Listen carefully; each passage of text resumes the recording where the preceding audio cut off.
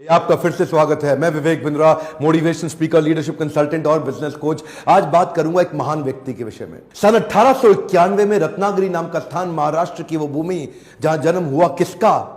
एक profound powerful दलित leader का, एक ऐसे शक्तिशाली पॉलिटिशियन, वुमेन इमेंसिपेटर, एक इकोनॉमिस्ट, एक प्रोलिफिक राइटर, एक थियोरिस्ट, एक ऐसे महान व्यक्ति जो कि बुद्धिज्म का रिवाइवलिस्ट भी था, ह्यूमन राइट प्रोफाउंडर और eminent scholar, razor sharp intelligence. नाम था इनका डॉक्टर भीमराव रामजी अंबेडकर। छोटी उम्र में ही ये रत्नागिरी से सत्तारा नाम के स्थान, महाराष्ट्र के अंदर जो पुणे के नजदीक है, वहां शिफ्ट हो गए। इनकी माता का देहांत हो गया था छोटी उम्र में। बचपन से ही बड़ी दिल को दहला देने वाली, दुखी कर देने वाली, एक बच्चे को आतंकित, पीड़ित कर देने वाली, तंग करने वाली, परेशान करने वाली कठिनाइयों के दौर से ये गुजरे।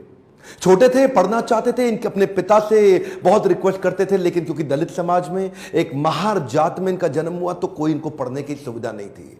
वहां पे आम बच्चों के साथ इनको पढ़ने नहीं दिया जाता था। पिता ने इनको बड़ी किसी तरह जुगाड़ लगा करके किसी वहां नजदीक के स्कूल में एडमिशन कराया, तो उसको बैठने नहीं दिया गया। बोला बाहर बैठ के पढ़ेगा। सोचो, छोटा बच्चा, उसको बाहर बैठा के, अच्छा पढ़ाई में इतनी रुचि कि बाहर बैठ के इतना ध्यान से पढ़ता है। एक बार मास्टर ने इनको बोला, इधर आओ, ये ब्लैक बोर्ड पे सवाल तो सॉल्व करके दिखाओ।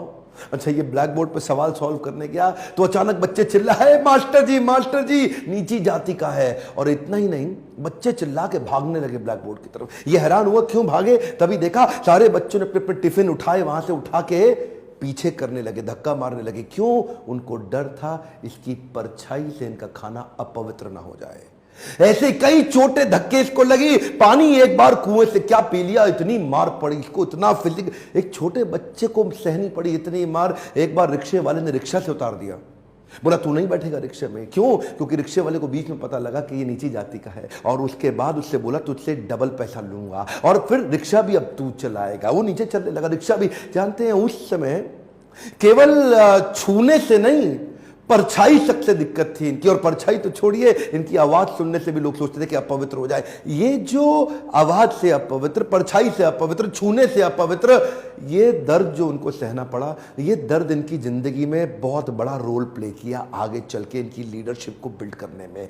जानते हैं, संस्कृत नहीं पढ़ाई जा रही थी। बोलते संस्कृत तो ब्राह्मणों के पढ़ने के लिए, तेरे पढ़ने के लिए तो है नहीं, स्कूल से निकाल दिया जाता था। तो सायाजी महाराज गायकवाड़ नाम के एक राजा वहीं हुआ करते थे, जिन्होंने इसकी तकलीफ को समझा और वो इनकी तकलीफों को पहचानते थे। बहरहाल इनकी पढ़ने की इतनी इच्छा को देख के उन्होंने इसको स्पॉन्सर किया, स्कॉलरशिप दी, ताकि ये जाके वेस्ट में लंबी पढ़ाई कर सकें।